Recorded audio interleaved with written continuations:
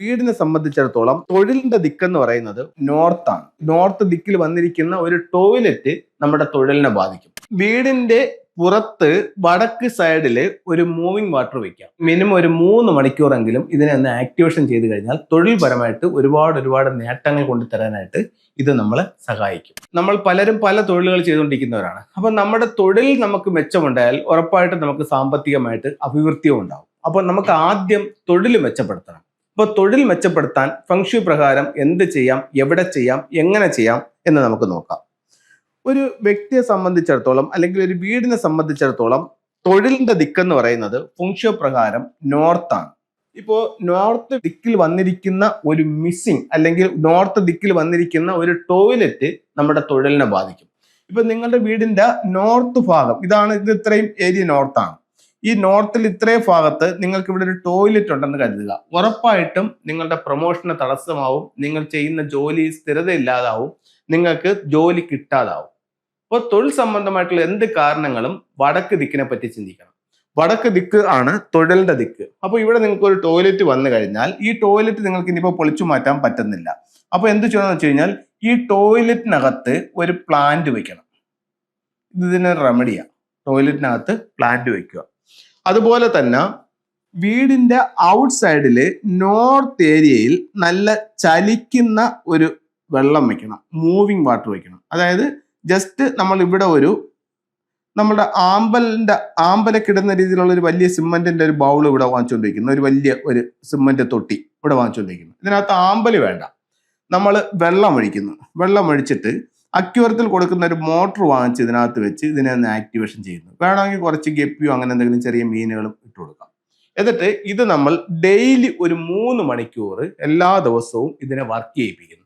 അപ്പോൾ വെള്ളം ഇങ്ങനെ ചലിച്ച് ഇങ്ങനെ ആക്റ്റീവ് ആയിക്കൊണ്ടിരിക്കുന്നു. അപ്പോൾ അത് ഏത് രീതിക്ക് വേണമെങ്കിൽ ചെയ്യാം, എത്രത്തോളം മനോഹരമാക്കി ചെയ്യാൻ പറ്റുമോ അത്രയും ചെയ്യാം.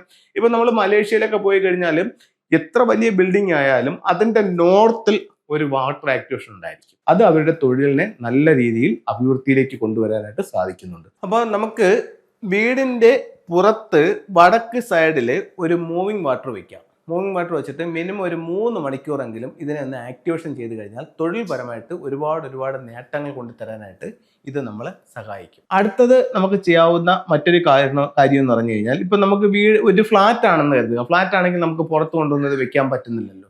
അപ്പൊ നമുക്ക് എന്ത് ചെയ്യുന്നൊരു ചോദ്യം ചോദിച്ചാൽ, നിങ്ങളുടെ വീടിന്റെ സ്വീകരണ മുറിയിലോ ഡൈനിങ് ഹാളിലോ ഒരു അക്വേറിയം വെച്ചിട്ട് വേണമെങ്കിലും നിങ്ങൾക്ക് ഇതിനെ വർക്ക് ചെയ്യാം.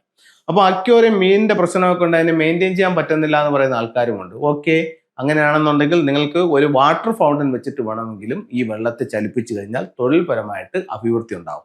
അപ്പോൾ തൊഴിലിൽ അഭിവൃദ്ധി ഉണ്ടാകുമ്പോൾ നമുക്ക് സാമ്പത്തികമായിട്ടുള്ള നേട്ടങ്ങളും ഉണ്ടാവും. അത് കഴിഞ്ഞിട്ട് സൗത്ത് ഈസ്റ്റ് ഭാഗത്ത് ഒരു ലക്കി ബാമ്പും കൂടെ വെക്കുകയാണെങ്കിൽ നമുക്ക് തൊഴിലുമായി സമ്പത്തുമായി. തൊഴിലിന് വേണ്ടിയിട്ട് നോർത്തിൽ നമ്മളൊരു മൂവിംഗ് വാട്ടർ, സമ്പത്തിന് വേണ്ടിയിട്ട് സൗത്ത് ഈസ്റ്റ് കോർണറിൽ നമുക്കൊരു ലക്കി ബാമ്പു വെക്കാം. ഈ വർഷം അത് കൂടുതൽ പ്രയോജനകരമായിരിക്കും. എന്തുകൊണ്ടെന്ന് വെച്ച് കഴിഞ്ഞാൽ 2026 ഫെങ്ഷുയി സംബന്ധിച്ചിടത്തോളം വെൽത്ത് സ്റ്റാർ നിൽക്കുന്നത് സൗത്ത് ഈസ്റ്റിലാണ്. അപ്പം അത് 9 ആണ്.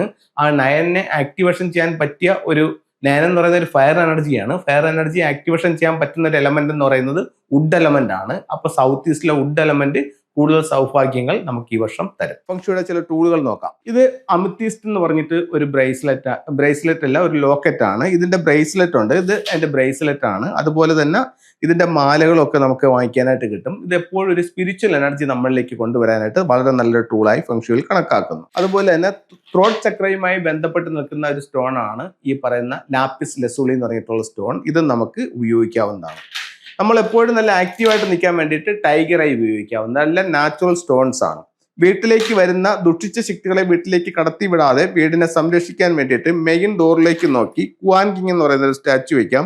ഇദ്ദേഹത്തിന്റെ കയ്യിൽ ഇത്തരത്തിലുള്ള ഒരു വാള് കൂടെ പിടിച്ചുകൊണ്ട് നിൽക്കുന്ന ഒരു ഇത് വെക്കാവുന്നതാണ്. ഒരു വീടിന്റെ സൗത്ത് വെസ്റ്റ് കോർണറിൽ എന്തെങ്കിലും ദോഷങ്ങൾ ഉണ്ടെങ്കിൽ ആ ദിക്കിനൊന്ന് ആക്ടിവേഷൻ ചെയ്യാൻ വേണ്ടിയിട്ട് ക്രിസ്റ്റൽ ബോളുകൾ ഉപയോഗിക്കാവുന്നതാണ്. സൗത്ത് വെസ്റ്റിൽ ഉപയോഗിക്കുമ്പോൾ 2 ബോളുകളായിട്ട് ഉപയോഗിക്കാം. അതുപോലെ തന്നെ നമുക്ക് ഉപയോഗിക്കാവുന്ന മറ്റൊരു ടൂൾ എന്ന് പറയുന്നത് ചൈനീസ് കോയിൻസ് ആണ്. പൈസ വരാനും പൈസ നിലനിർത്താനുമായിട്ട് നമുക്ക് പേഴ്സിലും ക്യാഷ് ബോക്സിലൊക്കെ സൂക്ഷിക്കാം. അപ്പോൾ എല്ലാവർക്കും എല്ലാ ഐശ്വര്യങ്ങളും ഉണ്ടാവട്ടെ എന്ന് പ്രാർത്ഥിച്ചുകൊണ്ട് നിർത്തുന്നു.